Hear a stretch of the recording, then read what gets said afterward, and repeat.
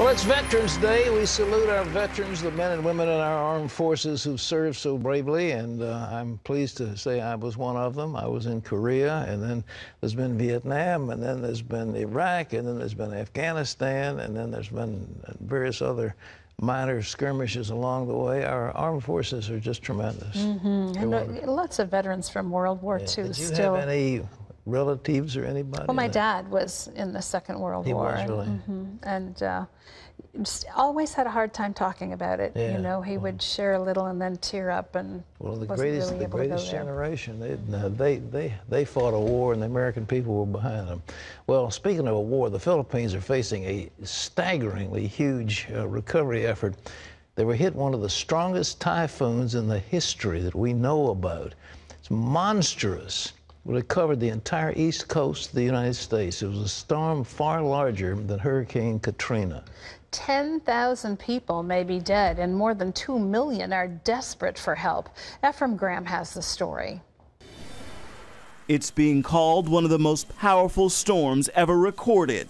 Typhoon Haiyan ravaged the Philippines, destroying entire cities, towns, and villages, crippling roads and destroying tens of thousands of homes. We don't have food, we don't have everything, we don't have houses. As many as 10,000 people are feared dead.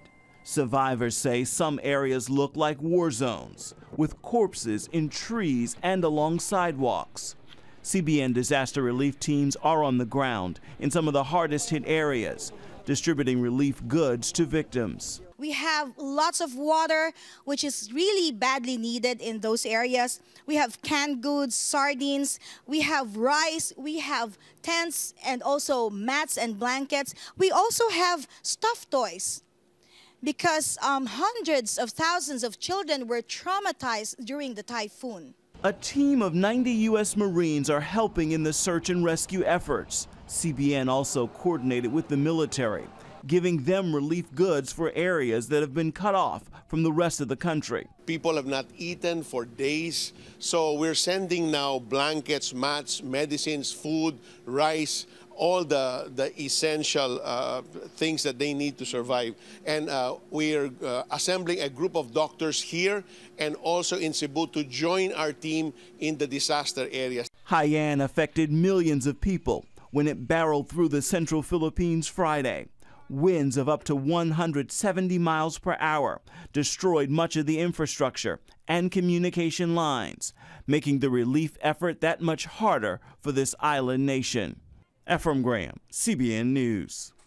We just can't conceive of the devastation those people are experiencing, but I'm so glad that we have a major presence, the CBN, in the Philippines. And of course, we were able to mobilize from Manila quickly. And we've been delivering water and medicines and canned goods and blankets and mats and all the things, including little stuffed toys for the kids. If you want to help, and it's a major effort, a major tragedy, Disaster Relief Fund, CBN Center, Virginia Beach, Virginia, and you think, what kind of a Christmas are those people are going to have? They've lost everything, their home, their possessions, everything, and they're in desperate shape. So we want to help in every way we can, and I'm sure nations will be rushing in. But Terry, imagine a storm as big as the entire east coast of America. We've had hurricanes. They come up the coast, they hit Florida, they hit North Carolina, they hit New Jersey, and up they go. But this would have been all the way from up in Maine all the way down to the tip of Florida. That is hard to imagine. And then on the heels of the earthquake that they suffered just so recently. Well, 175-mile-an-hour winds are just hideous. I mean, the whole thing is awful. Well, anyhow, we'll switch now to the Middle East. The Prime Minister of Israel said that our negotiation position with Iran was bad. The United States and Israel are at odds over how to deal with Iran's nuclear program. John Jessup has that story from our studio in Washington. Here's John. Pat, U.S. Secretary of State John Kerry says the United States and its allies have agreed to a deal on Iran's nuclear program, but the Iranians aren't yet able to accept it. The negotiations center on easing economic sanctions against Iran if the Islamic Republic suspends uranium enrichment, which the U.S. and others believe could be used to produce weapons. Israeli Prime Minister Benjamin Netanyahu criticized the proposal since it leaves Iran's nuclear program intact.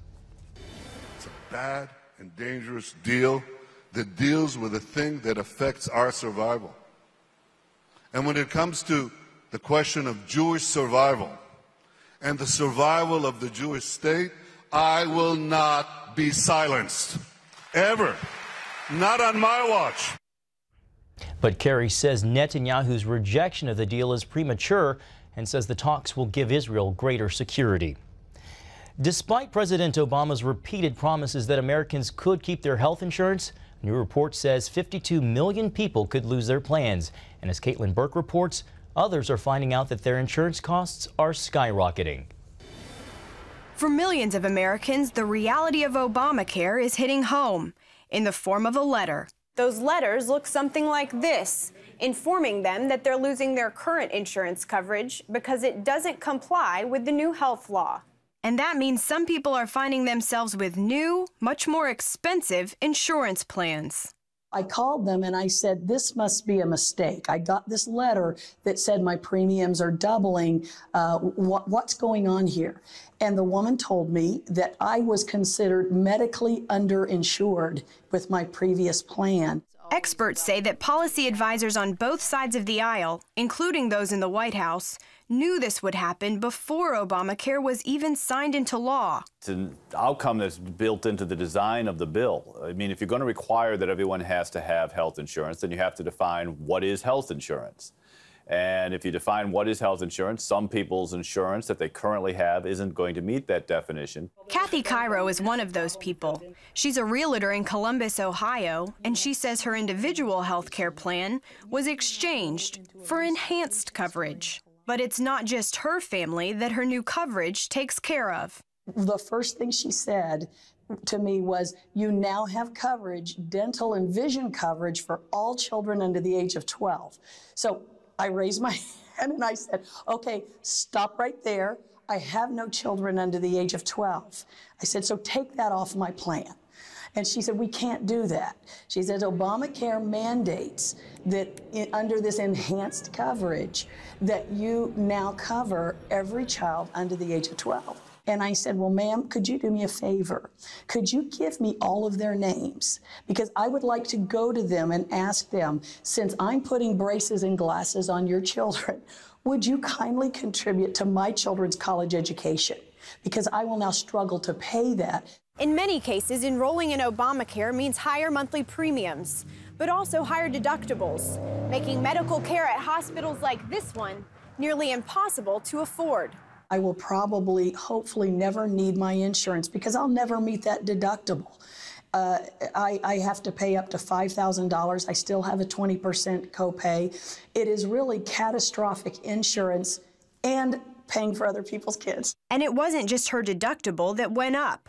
Her premium increased from just under $800 a month to nearly $1,400. There's going to be winners and losers. The big thing is that most people are going to end up paying more than they are today. But Cairo says the government has no right to decide those winners and losers, including herself. How dare you in Washington tell me that because of my hard work, I now should not only be responsible for my children, but I have to pay for somebody else who has not had the work ethic that I have, who has not made it work every day, who has spent their money unwisely, who has gotten up every day relying on somebody else. How dare you tell me that my health plan is not sufficient? Caitlin Burke, CBN News, Columbus, Ohio. Oh, Kathy tells it like it is. Yes, I'm telling you. Ladies and gentlemen. It seems like the rollout. Yes, this thing, 52 million people might lose their coverage or have to change plans. Obama lied. He lied. And the people of America are going to rise up. It seems like to me, talking about lame duck, he's finished. And I believe that they will rise up in great masses once they begin to feel the bite. Kathy Cairo in Ohio has felt the bite. And she said, look, I got to pay for braces for little kids. I don't have any. I've taken care of my children. And now we've got to take care of the sex needs of old men, and who knows what else is in there. I mean, well, then there's the cost of the whole thing. Someone said today, wouldn't it have been cheaper simply to have taken government money and funded the lesser people, lesser number of people who didn't have the coverage? So much better than to take everybody and just rip up. But this is socialism, ladies and gentlemen. It is socialism. We're talking about a redistributive philosophy.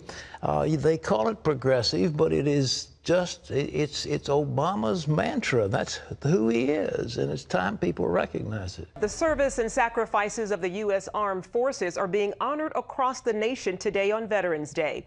The Family Research Council and churches around the country also celebrated Military Freedom Sunday in their honor.